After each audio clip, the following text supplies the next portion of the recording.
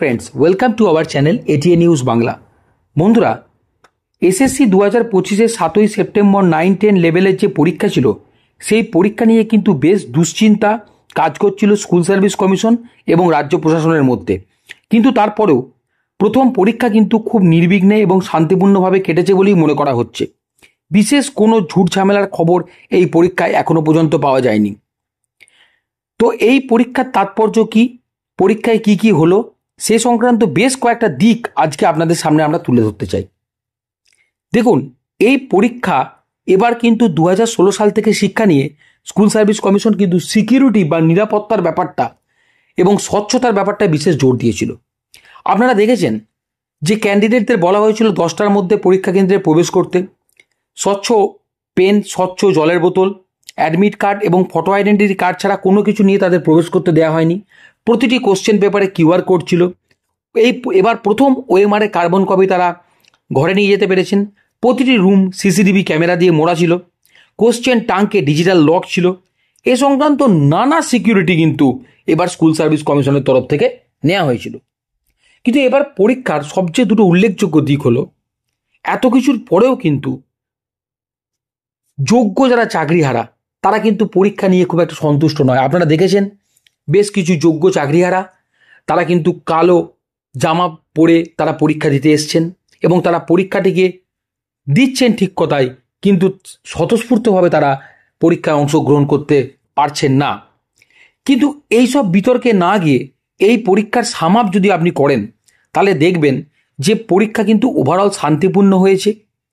91% present এবং 9% absent. এই 9% মানে হচ্ছে প্রায় 29,000 পরীক্ষার্থী কিন্তু পরীক্ষা দেয়নি।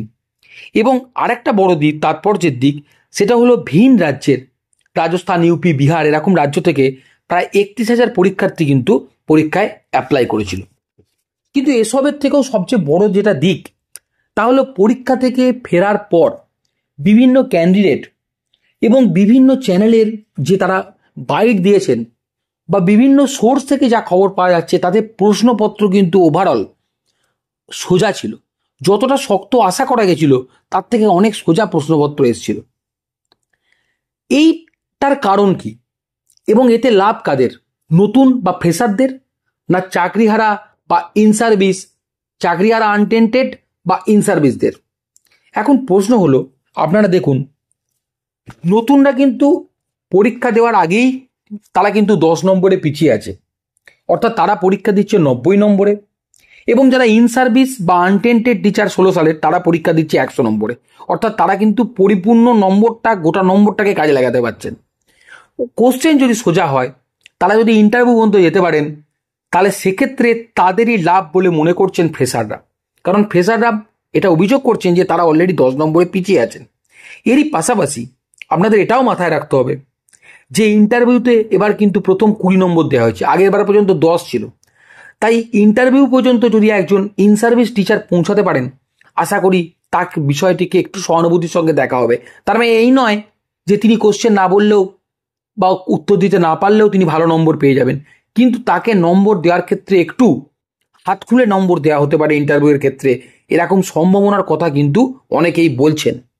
পাশাপাশি প্রশ্ন সোজার আরেকটা কারণও হচ্ছে যে, মনে রাখবেন এই পরীক্ষাটা কিন্তু 9-10 লেভেলের, এটা কিন্তু 11-12-এর নয়। অর্থাৎ 9-10-এ যতটা প্রশ্ন সহজ হয়েছে 11-12-এর ক্ষেত্রে ততটা সহজ নাও হতে পারে। উদাহরণ হিসাবে একটা 9-10-এর ইতিহাস ক্যান্ডিডেটের প্রশ্ন আর একটা 11-12-এর ইতিহাস ক্যান্ডিডেটের প্রশ্ন কিন্তু এক হবে না, কারণ দুটো লেভেল আলাদা। দুটো, আপনাকে এটা মাথায় রাখতে হবে, দুটো সিলেবাসও আলাদা। তাই প্রশ্নপত্রের ক্ষেত্রে এই বৈষম্যটা একটা স্বভাবজাত বৈষম্য বলেই অনেকে মনে করছেন। তো যাই হোক, আজকের এটুকু আপডেট আপনাদের দিলাম। এর পরবর্তী ক্ষেত্রে যা যা আপডেট পাবো আমরা আমাদের চ্যানেলের মাধ্যমে আপনাদেরকে দেবো। এবং চ্যানেল যদি ভালো লাগে আপনারা অবশ্যই সাবস্ক্রাইব করুন এবং বেল আইকনটি টিপে দিন নতুন নতুন ভিডিওর জন্য। এই এসএসসি সংক্রান্ত আরও ভিডিও আমরা আমাদের চ্যানেলে অলরেডি আপলোড করেছি, আপনাদের যদি মনে হয় আপনারা সেগুলো একটু দেখে নিতে পারেন। Thanks for watching.